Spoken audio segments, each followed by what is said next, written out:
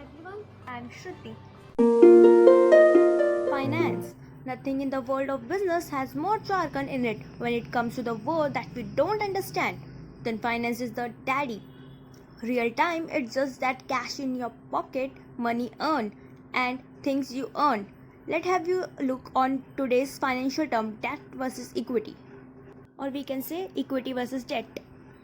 Equity investment is the money invested in the firm by its owner and is not return the normal cost in which equity investment does provide return through dividend and capital appreciation on safe. Debt investment is the money investment in the firm or project by purchase of bonds and debenture instead of through purchase of preferred stock or common stock.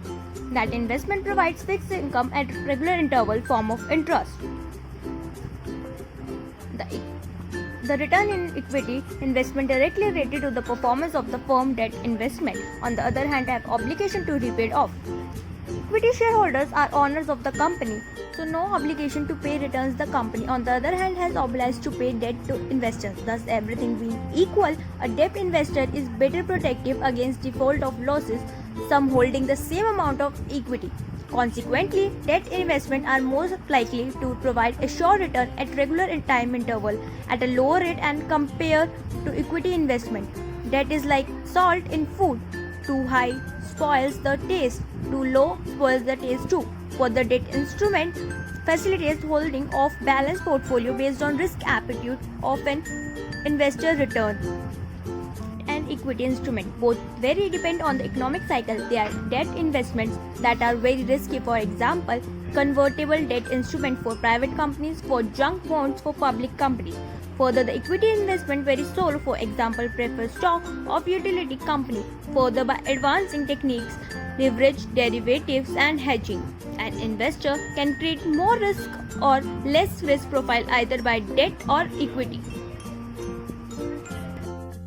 Debt securities and equity securities. First, look at debt securities.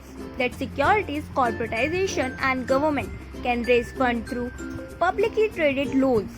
These loans are referred to as bonds, notes, and debt instruments. Investors come and invest in these debt securities. Investors who purchase debt securities are also called creditors. Creditors lend money to the issuer for a specific time period. The issuer will typically make interest payment over the life of loan. At the end, the long period, also known as long maturity, the issuer is required to repay the principal balance. Principal and interest payment also refers to as debt service obligation. Now, look at equity securities. One corporatization need money. They can also raise capital through stock issue. Investor with money and appetite for risk and reward by stock and investor becomes a person partial owner of the underlying business by purchasing the company's stock. Being a partial owner, the investor can profit for the company's group. Whenever the company distributes dividend, the investor will be entitled to the dividend proportional to the ownership can be mined. The issue does not necessarily need to issue dividend payment. In conclusion, debt securities and equity securities are used by issuer to raise capital.